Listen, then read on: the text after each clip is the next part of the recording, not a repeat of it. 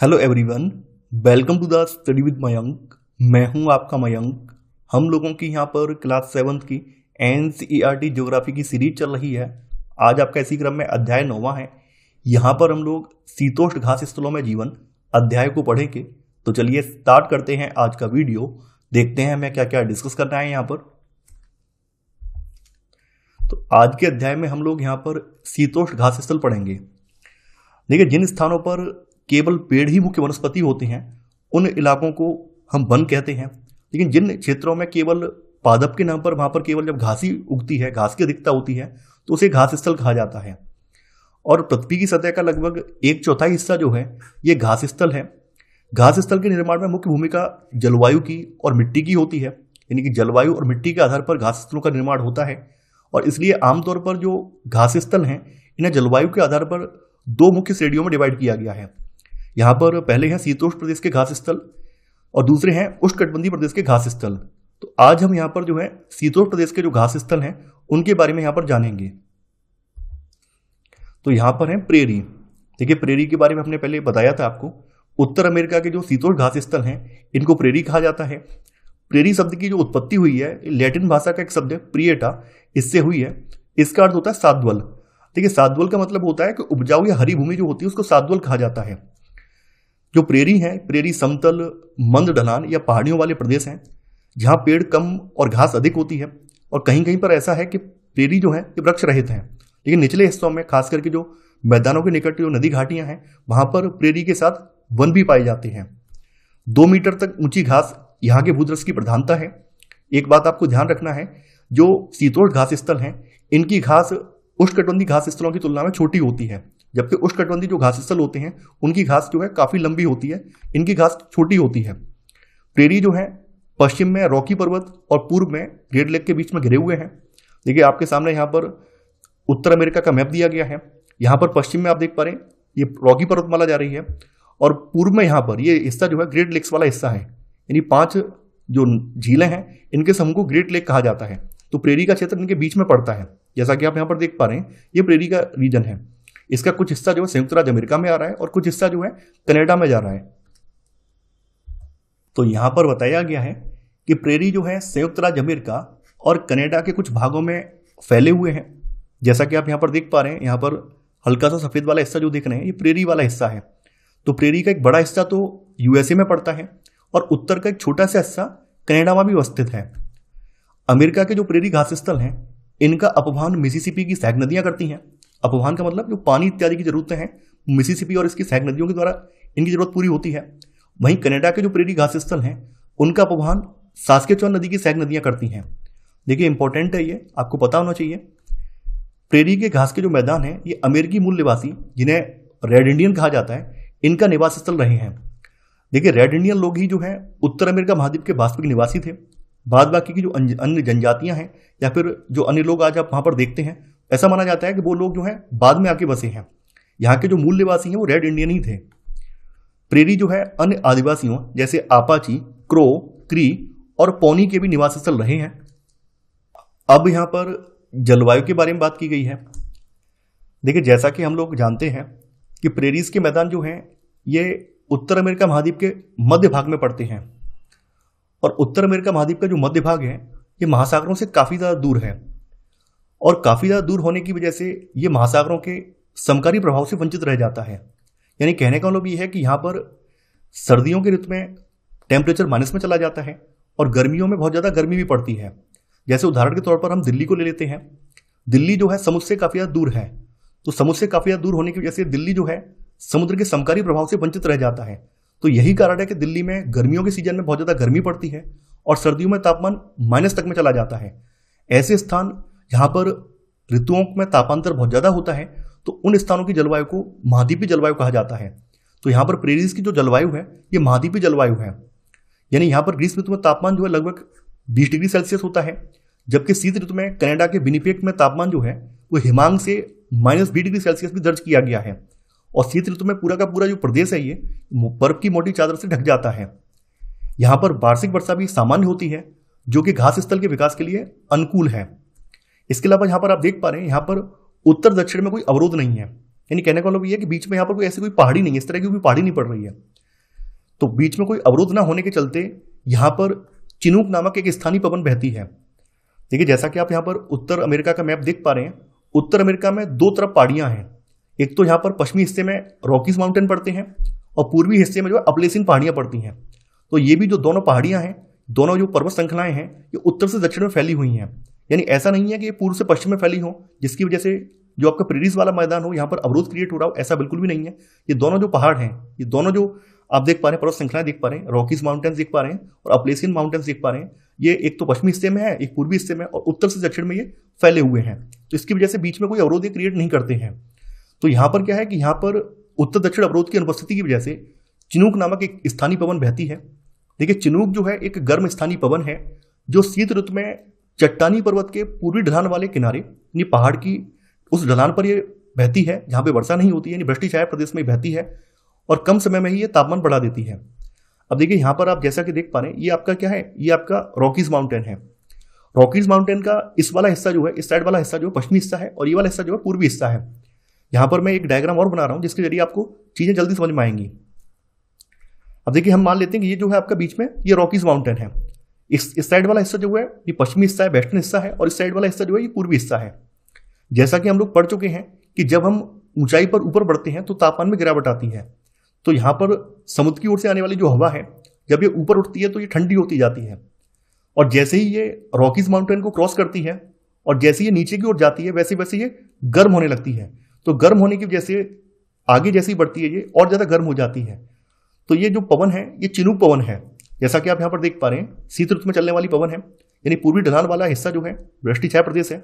जैसा कि आप देख पा रहे हैं रॉकी माउंटेन का जो पूर्वी ढलान वाला हिस्सा, ये वाला हिस्सा आप देख पा रहे हैं, ये पूरा का पूरा वृष्टि छाया प्रदेश है। तो जब ये पवन जो है वृष्टि छाया प्रदेश से होकर गुजरती है तो गर्म हो जाती है, और गर्म होने का रीजन ये है क्योंकि ये ऊपर से नीचे उतर रही है, और जैसे जैसे हम ऊंचाई पे बढ़ते हैं तापमान में गिरावट आती है, और ऊंचाई से जैसे नीचे उतरते आते हैं तो तापमान बढ़ता जाता है। तो इसी कॉन्सेप्ट से हवा भी यहाँ पे गर्म हो जाती है, और हवा के गर्म होने की वजह से, गर्म हवा यहाँ पे बहने की वजह से यहाँ पर शीत ऋतु में तापमान काफी ज्यादा बढ़ जाता है और यहाँ पर जल्दी से बर्फ पिघल जाती है।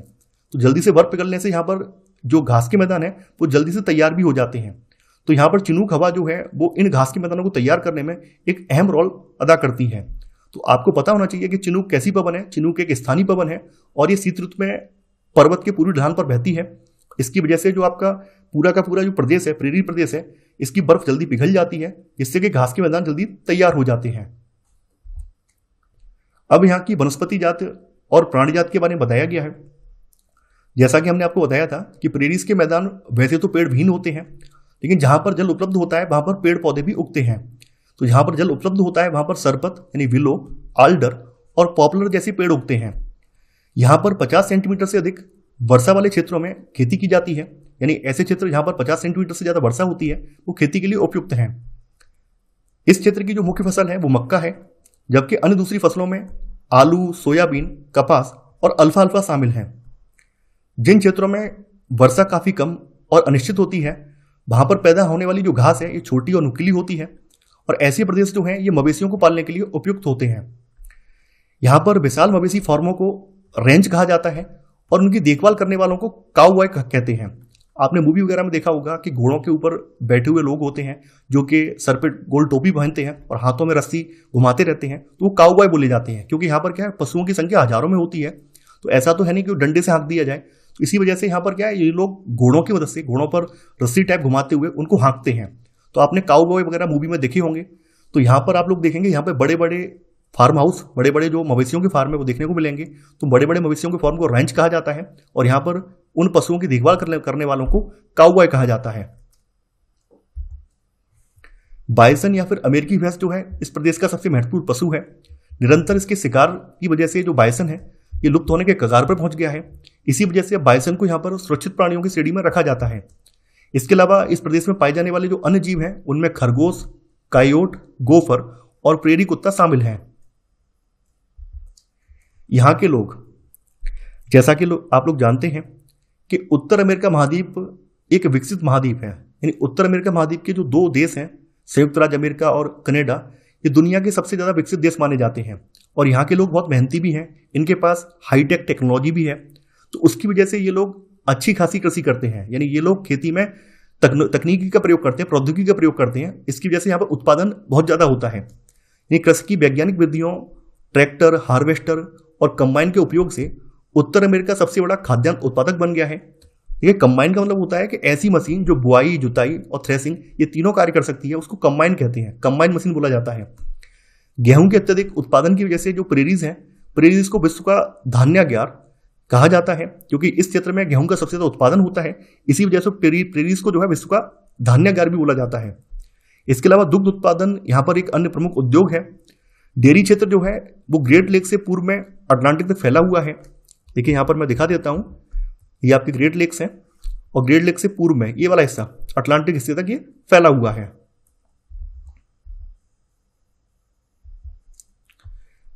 कोयला एवं लोहा जैसे खनिज पदार्थों के विशाल भंडार, इसके अलावा सड़क, रेल और नहर की समुचित व्यवस्था की वजह से ये जो क्षेत्र है ये विश्व का सबसे बड़ा औद्योगिक प्रदेश बन गया है। यानी कहने का मतलब ये है कि ये क्षेत्र जो है खनिज संसाधनों की दृष्टि से काफी ज्यादा संपन्न है। इसके अलावा यहाँ पर चाहे अमेरिका की सरकार हो या कनाडा की सरकार हो, सभी सरकारों ने परिवहन का जमकर विकास किया है। इसकी वजह से क्षेत्र जो है औद्योगिक प्रदेश बन गया है। संयुक्त राज्य अमेरिका के प्रेरी के प्रमुख नगरों में शिकागो, मिनियापोलिस, इंडियानापोलिस, कंसास और डेनवर हैं। वहीं कनाडा के प्रेरी के प्रमुख नगर एडमोंटन, सैस्काटून, कैलगरी और विनिपेग हैं। इसके बाद है वेल्ड घास के मैदान। देखिए दक्षिण अफ्रीका के जो शीतोष्ण घास स्थल हैं उनको वेल्ड कहा जाता है। जैसा कि आप यहां पर देख पा रहे हैं, साउथ अफ्रीका का मैप आपके सामने स्क्रीन पर लगाया गया है। ये साउथ अफ्रीका आप देख पा रहे हैं और ये जो हिस्सा है, ये हिस्सा जो है यहां पर मैं गोले में हाईलाइट कर दे रहा हूं, ये हिस्सा जो है ये वेल्ड वाला प्रदेश है। देखिए दक्षिण अफ्रीका के ब्रिटिश उपनिवेश बनने से पहले यह बेल्ट नाम जो है डच अधिवासियों के द्वारा दिया गया था। यानी यहाँ पर डच अधिवासी भी यहाँ पर आए थे, तो डच अधिवासियों ने इस क्षेत्र को वेल्ड नाम दिया था, तो वही नाम आज भी चल रहा है।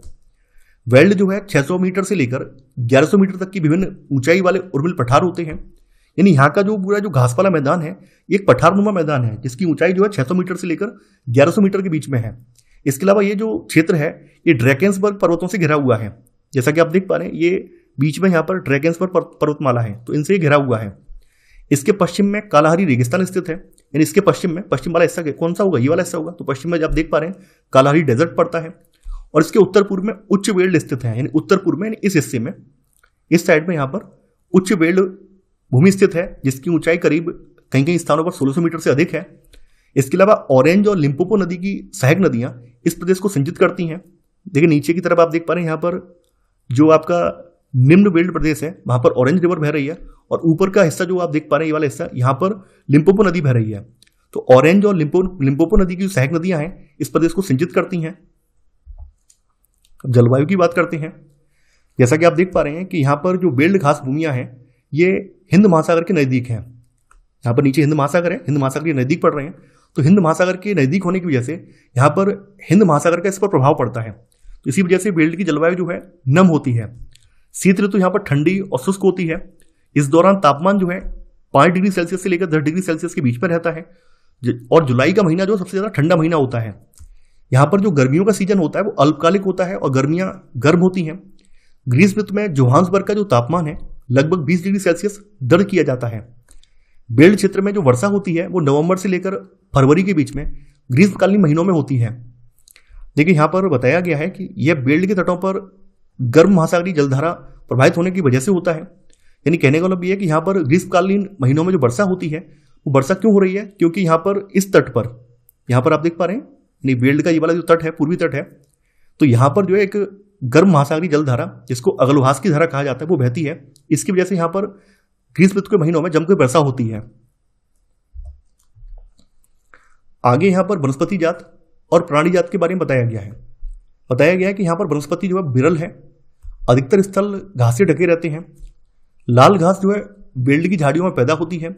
इसके अलावा बबूल और मारोला जो है ये जो उच्च बेल्ट वाला हिस्सा है वहां पर उगते देखे गए हैं। बेल्ट के प्रमुख जानवरों में शेर, तेंदुआ, चीता और कुडू शामिल हैं।